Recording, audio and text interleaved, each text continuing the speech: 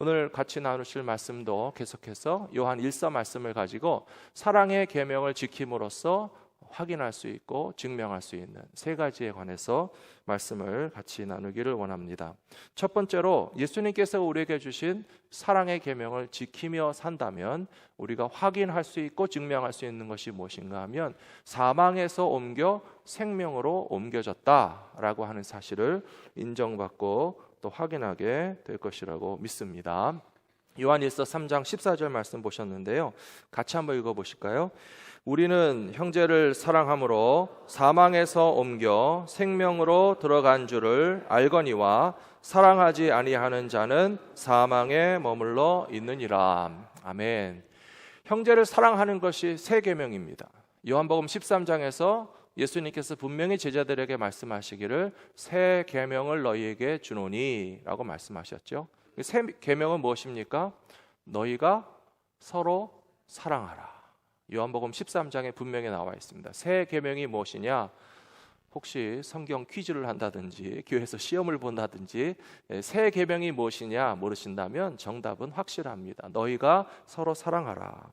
새 계명이 서로 사랑하는 것입니다. 그래서 우리가 형제를 사랑하는 것, 예수님의 새 계명을 순종하고 지킨다는 뜻인데요. 그렇게 한다면 그것은 곧 사망에서 옮겨서 영생으로 들어간 것이 확인될 수 있는 하나의 증거가 될 수 있다라고 오늘 요한 1서 말씀을 통해서 우리에게 다시 가르쳐 주시는 것입니다.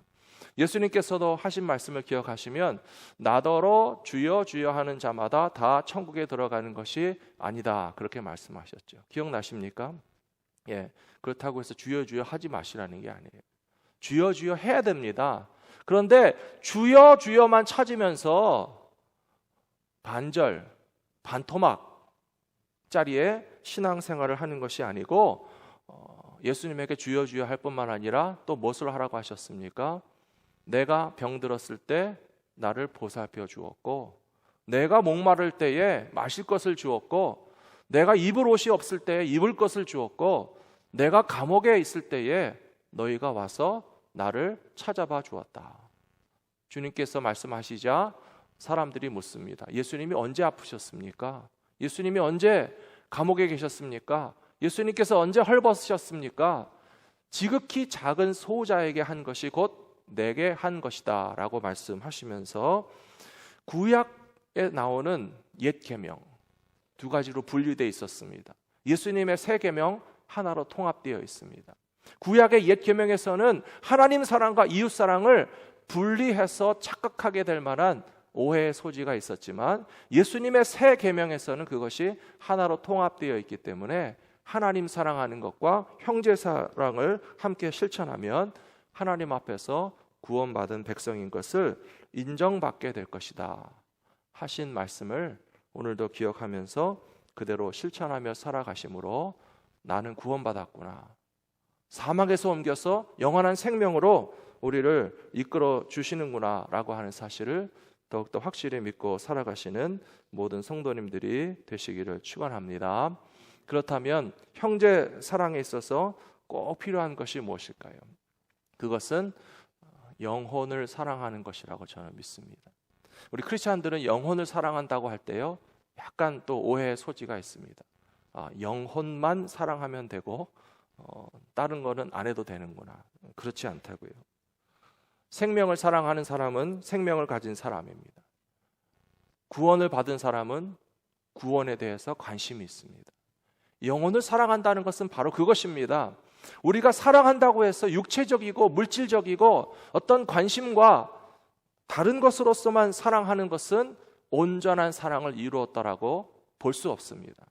왜냐하면 영혼을 사랑한다면 그 영혼의 구원에 관해서 하나님의 자녀로서 살아갈 수 있도록 예수 그리스도의 생명 복음이 그 안에 들어 있으신가에 관해서까지 온전한 사랑으로 형제 사랑과 이웃 사랑을 실천할 때에 우리가 구원받았기 때문에 구원에 대해서 관심이 있고, 우리에게 생명이 있기 때문에 다른 사람의 생명도 소중하게 여긴다라고 하는 이 말씀의 뜻을 더 깊이 이해하시게 되기를 부탁드립니다. 지난 주간에 저는 개인적으로 서울에 잠시 다녀왔습니다. 월요일 오후쯤에 어머니가 갑자기 연락을 주셨고, 아버지가 위독하시고 중환자실에 2주 넘게 계시는데 대화도 불가능하시다. 혹시 장례가 있을지도 모르겠다. 다급하게 와서 아버지를 뵀으면 좋겠다 연락을 주셔가지고 갑자기 다녀왔습니다. 아직도 중환자실에 계시기는 한데요, 다행히 제가 있는 며칠 동안에 의식이 좀 또렷해지셨어요. 저도 알아보시고 또 대화도 하시고 또 먼 데서 뭐하러 왔냐 하는 소리까지 하시는 것을 보고 토요일에 다시 돌아왔습니다. 기도해 주시고 염려해 주신 우리 성도님들께 정말 감사한 마음이 큽니다. 며칠 동안에 한국의 중환자실을 드나들면서 제가 또 확실히 깨달은 것이 있습니다. 누군가 아파서 누워있을 때 아침 저녁으로 가장 부지런히 찾아오시는 분들이 가장 사랑하는 사람들이라는 것입니다. 가장 사랑하는 사람이기 때문에 그 곁에 더 있고 싶고 더 관심이 가고 더 걱정이 되고 의사 선생님들을 붙잡고 무슨 방법이 없는지, 무슨 좋은 약을 써서라도 어떻게 해서라도 살려달라고 매달리고 기도하는 분들은 가장 사랑하는 분들입니다. 생명을 가진 분들이 생명을 소중히 여깁니다. 그렇다면 영혼의 구원을 경험한 우리들이 가장 사랑하는 사람들의 영혼의 구원을 위하여서 함께 매달려야 하지 않겠습니까? 사랑하는 성도 여러분, 우리 크리스찬들은 사람을 사랑할 때에 그 기준이 겉모습에 있지 않습니다. 육체에 있지 않습니다. 얼마나 지식과 명예와 재산을 가지고 있느냐를 가지고서 누군가를 사랑하는 것이 아니고 그 속에 예수 그리스도의 생명도 가졌는가라고 하는 것을 바라보면서 사랑으로 섬기며 나누실 때에 우리가 구원받았음을 또 스스로 재확인하게 되는 그런 은혜를 누리시게 되기를 축원합니다.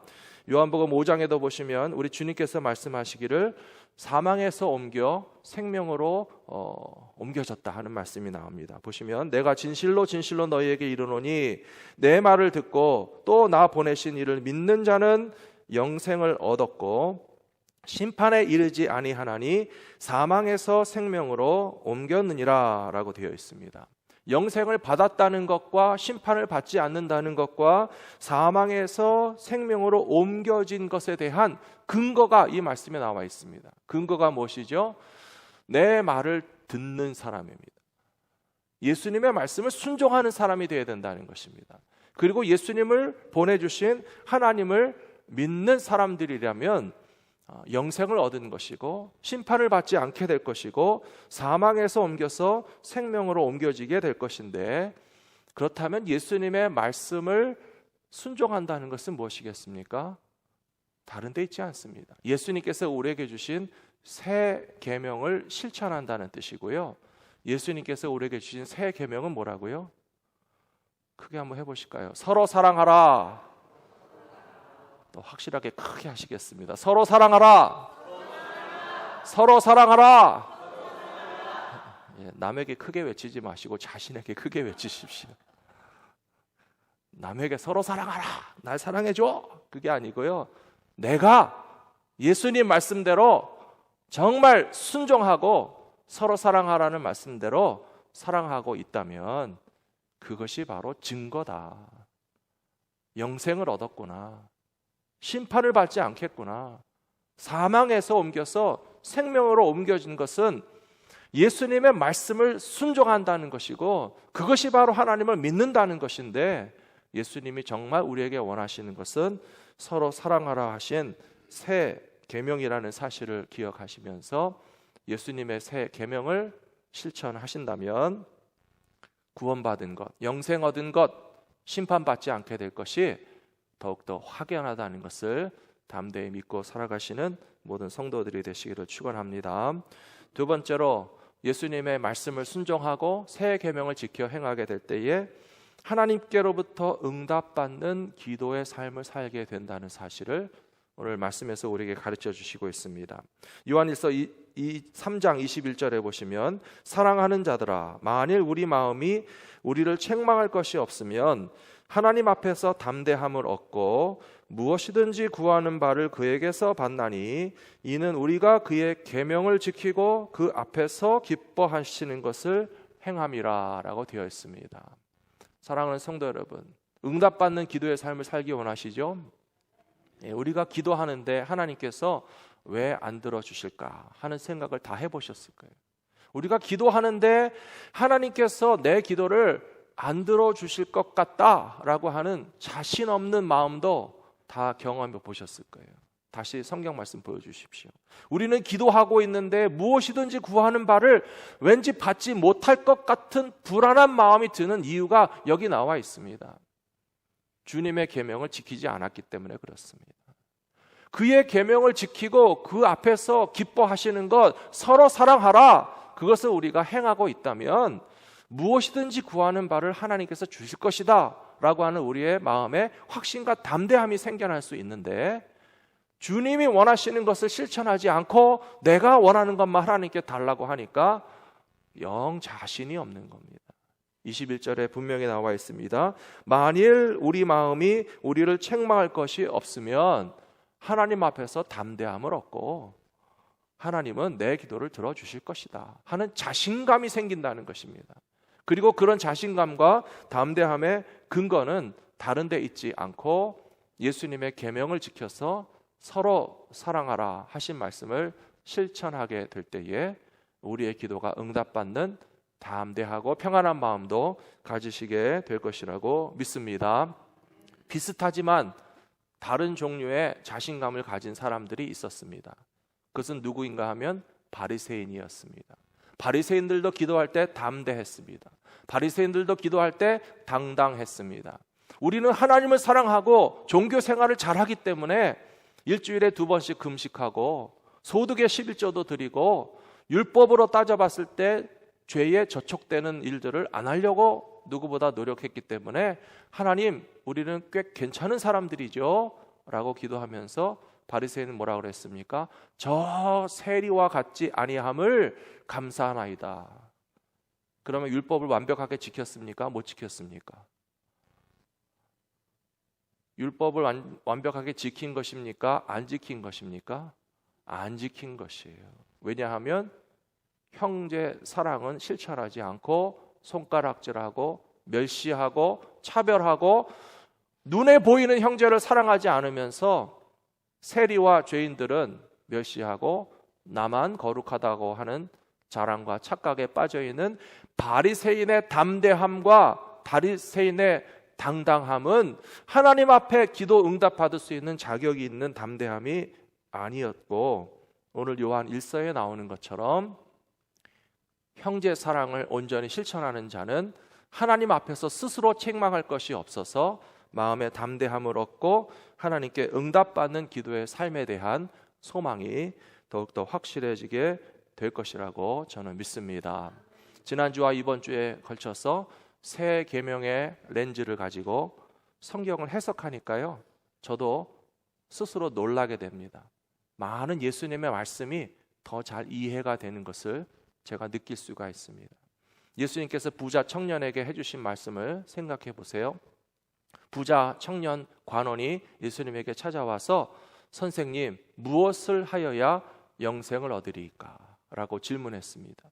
예수님께서 그 청년에게 이야기하시기를 모세를 통해서 주신 율법에 다 나와 있다 라고 말씀하시자 청년이 대답하기를 제가 어려서부터 구약의 율법을 잘 지켰습니다 라고 대답했거든요.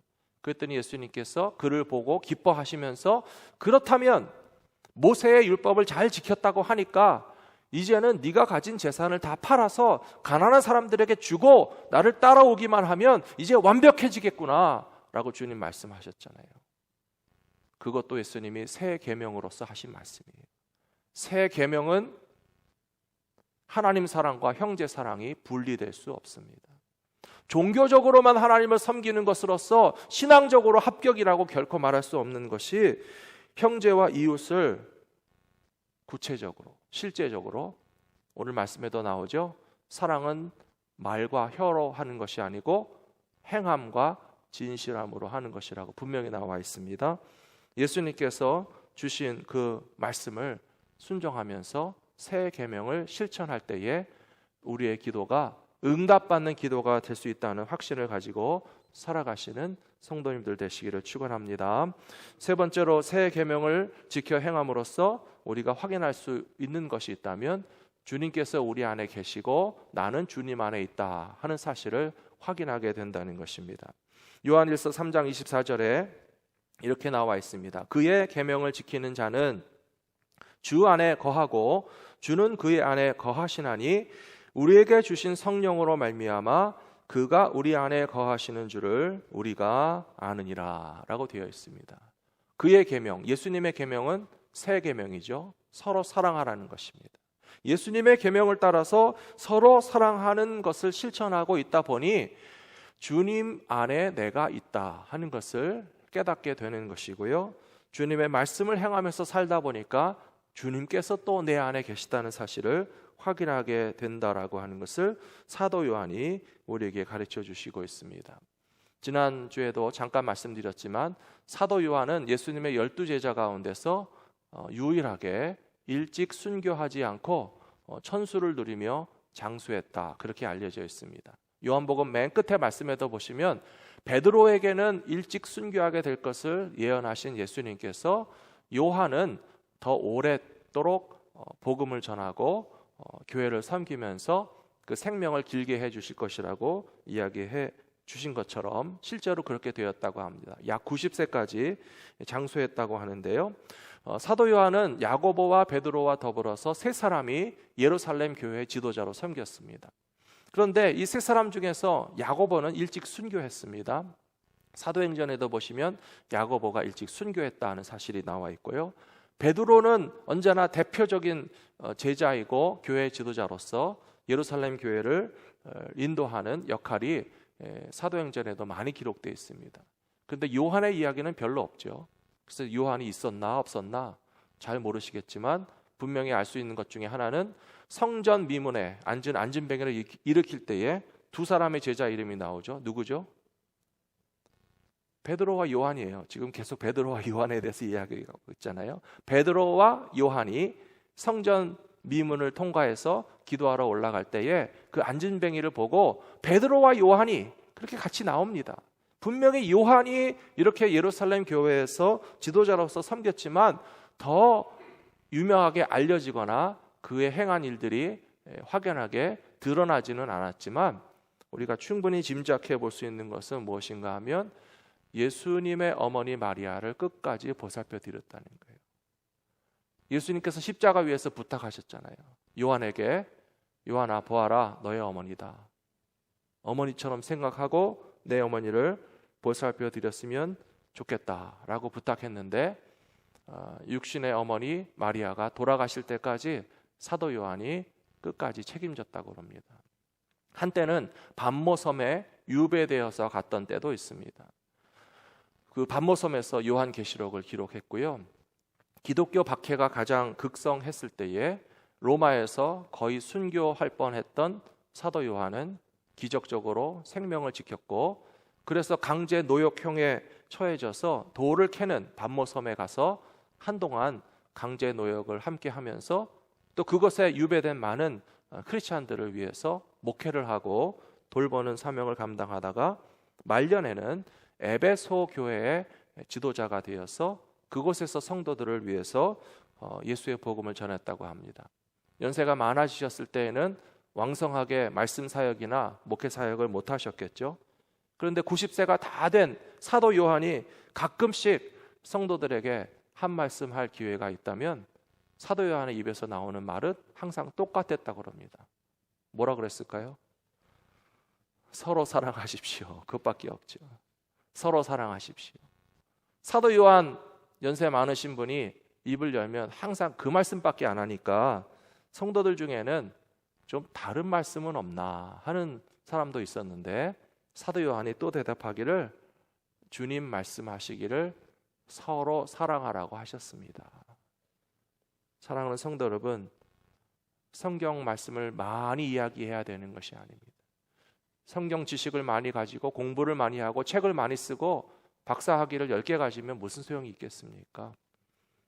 예수님이 우리 안에 계시고 내가 예수님 안에 있어서 가장 확연하게 드러나야 할 단 한 가지 사실이 있다면 주님이 우리를 사랑하신 것처럼 우리가 서로 사랑하는 것보다 더 중요한 것은 없습니다.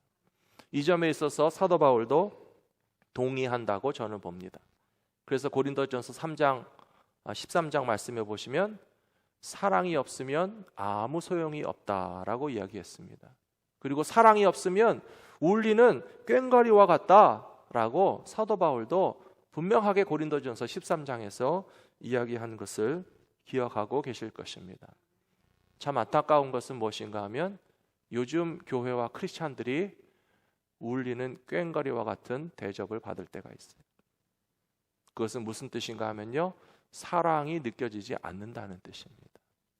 사랑이 없으면 울리는 꽹과리와 같다고 그랬는데 교회와 성도들이 하는 것을 보니까 울리는 꽹과리처럼 느껴진다고 하는 소리를 한다면 사랑이 없다라고 하는 뜻입니다.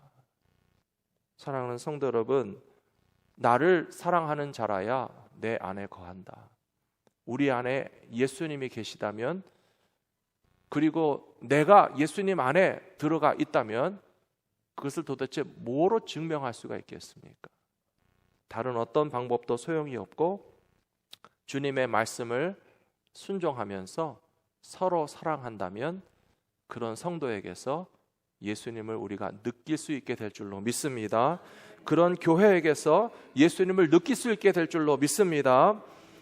사도 요한이 교회와 성도들을 사랑하는 사명을 감당했기 때문에 사도 요한은 예수님 안에 있는 분이시고 예수님께서 그 안에 있다라고 하는 사실을 인정할 수밖에 없었을 것입니다.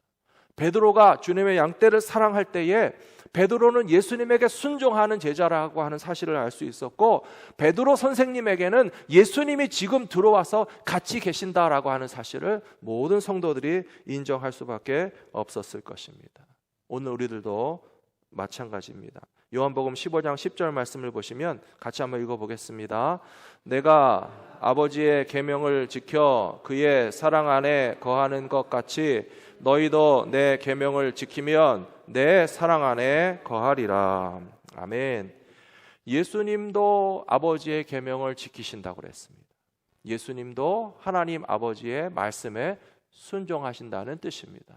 그래서 하나님의 사랑 안에 예수님도 계시면서 우리에게 말씀하시기를 너희도 나의 계명을 지킨다면, 예수님의 계명은 뭐라고요? 네, 큰 소리로 외치셨잖아요. 예수님의 계명은 뭐라고요? 서로 사랑하라. 서로 사랑하라. 예수님의 계명을 지키면 우리가 주님의 사랑 안에 들어가 있구나 하는 것을 확연하게 나타낼 수 있는 것이고요. 예수님은 또 그런 말씀도 하셨어요. 나의 말을 지키는 자라야 나를 사랑하는 자니. 몇 주 전에 말씀드렸죠. 사랑의 방법을 가르쳐 드렸어요. 사랑의 방법은 다른 데 있지 않고요, 원하는 대로 해주시는 거예요.